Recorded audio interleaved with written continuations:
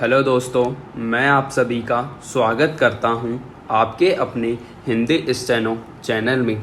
दोस्तों, आप हमारा टेलीग्राम ग्रुप ज्वाइन कर लीजिए, जिसमें आपको रोज़ाना की मैटर की पीडीएफ आसानी से मिल जाएगी, जिसका लिंक डिस्क्रिप्शन में दिया हुआ है।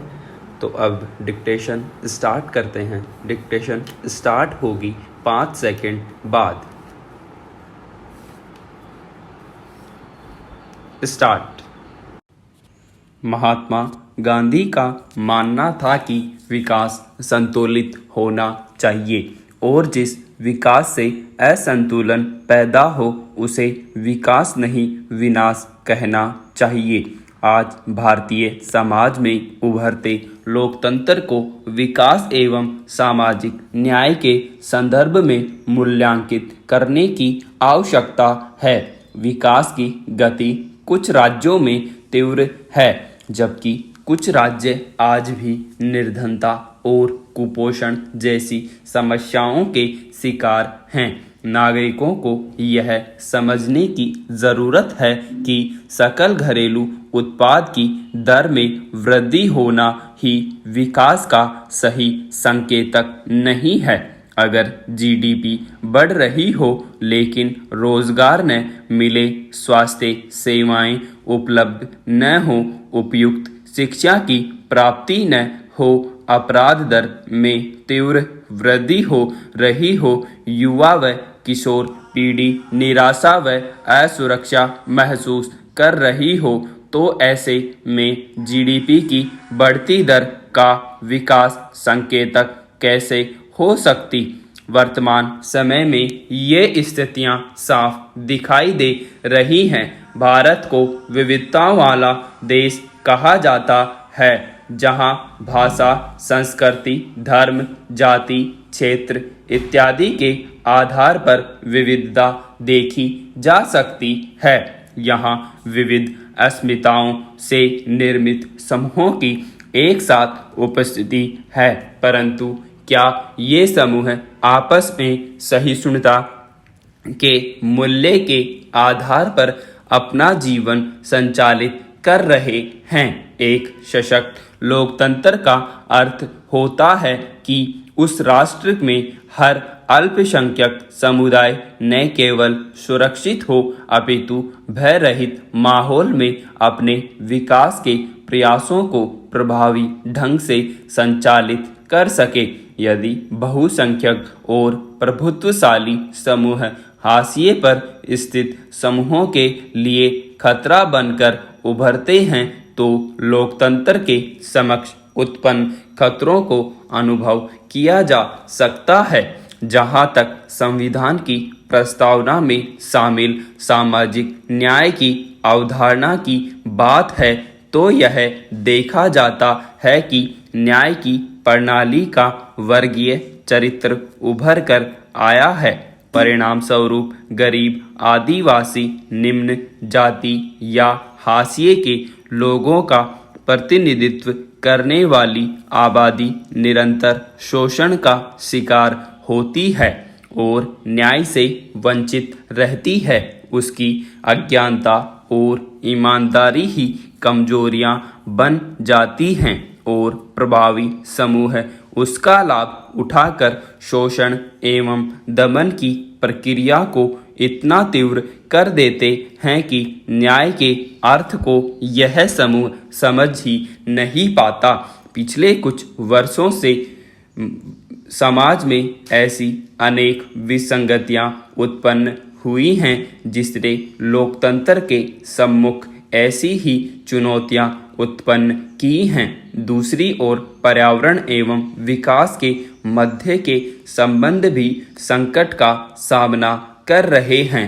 इस संदर्भ में प्रकाशित रिपोर्टें बताती हैं कि भारत के महानगर गंभीर पर्यावरणीय खतरों का सामना कर रहे हैं।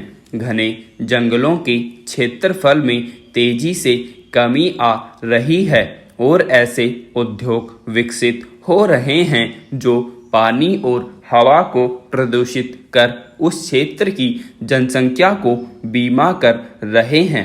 हाल में जीवन रक्षक दवाइयों की कीमतों में इतनी वृद्धि हुई है कि ये दवाइयाँ मध्य वर्ग की पहुँच से भी बाहर हो गई हैं। ऐसे ही बुनियादी सवाल शिक्षा के क्षेत्र में भी उत्पन्न हुए हैं, जहां महंगी शिक्षा के नाम पर समानता के मूल्य का निषेध एक यथार्थ बनकर उभरा है। मध्य वर्ग एवं निम्न वर्ग के लिए शिक्षा, खास तौर से गुणवत्तामूलक शिक्षा, पहुंच के बाहर हो गई है और यह स्थिति शिक्षा के मूलभूत अधिकार का निषेध करती है। लैंगिक हिंसा की घटनाओं में भी प्रत्येक राज्य में तीव्र वृद्धि देखने को मिली है।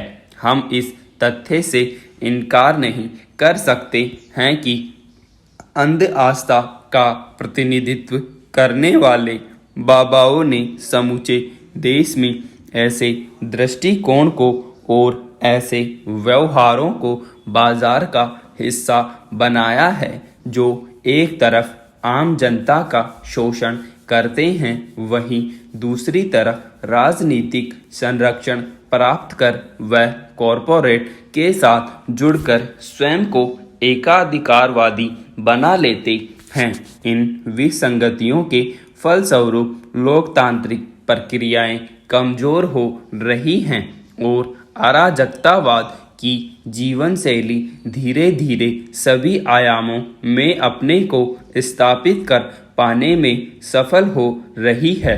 यदि इन स्थितियों पर औपचारिक नियंत्रण स्थापित नहीं हुए तो भारतीय समाज में लोकतंत्र न केवल निर्बल होगा अपितु इसकी निरंतरता पर भी संदेह के बादल मंडराने लगेंगे। 26 जनवरी 1950 उत्तर औपनिवेशिक भारत के इतिहास में मील का पत्थर है। उस दिन हम भारत के नागरिकों ने स्वयं को कुछ सार्वभौमिक मूल्यों के प्रति समर्पित किया था और चुनी हुई सरकारों को यह दायित्व सौंपा था कि वे विकास कार्यक्रमों का संचालन इस प्रकार करें कि संविधान हमारी जीवन पद्धति को निर्धारित करे और हम भारत के एक नागरिक शोषण मुक्त वातावरण में सांस ले सकें। हम भारत के नागरिक इस शोषण मुक्त वातावरण और संबंधित विकास कार्यक्रमों का सपना पिछले 7 दशकों से अपनी चेतना में बनाए बैठे हैं, लेकिन सरकारें इस सपने को साकार करने में कामयाब नहीं रही हैं। भारत का कोई भी राज्य एवं केंद्र शासित प्रदेश ऐसा नहीं है जहां न्यायपालिका, कार्यपालिका एवं विधायिका विवादों के घेरे में न हो। केंद्रीय सरकार की कार्यप्रणाली तथा अन्य केंद्रीय निकायों की कार्यप्रणाली पर भी सवाल उठते रहे हैं। आए दिन सामने आने वाले भ्रष्टाचार के मामले हो, पुलिस थाने में अपराधियों के साथ किया जाने वाला व्यवहार हो, अस्पतालों में उपयुक्त समय पर इलाज न मिलने से मौतों की घटनाएं हों, नवजात शिशुओं की मृत्यु दर की बात हो या फिर पर्यावरणीय असंतुलन, जातीय एवं सांप्रदायिक उन्माद, खाप पंचायतों का आतंक, अभिजात वर्गों के व्यावसायिक हितों के कारण जन सुविधाओं पर नकारात्मक प्रभाव और केंद्र एवं राज्यों के मध्य के विवाद हों या फिर किसान मजदूर वर्गों के हितों की उपेक्षा, ये इन तर्कों की पुष्टि करते हैं कि हम भारत के नागरिक 2 भागों में विभाजित कर दिए गए हैं।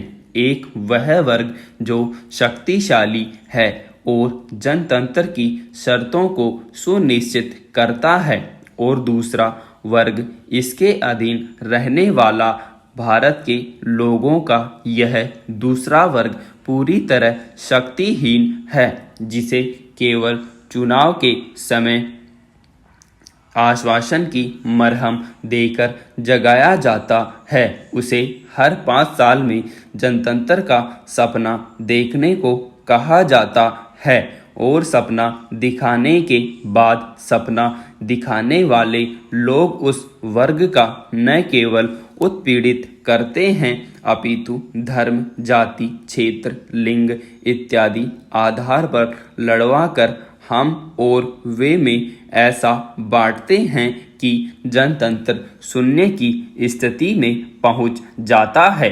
विराम।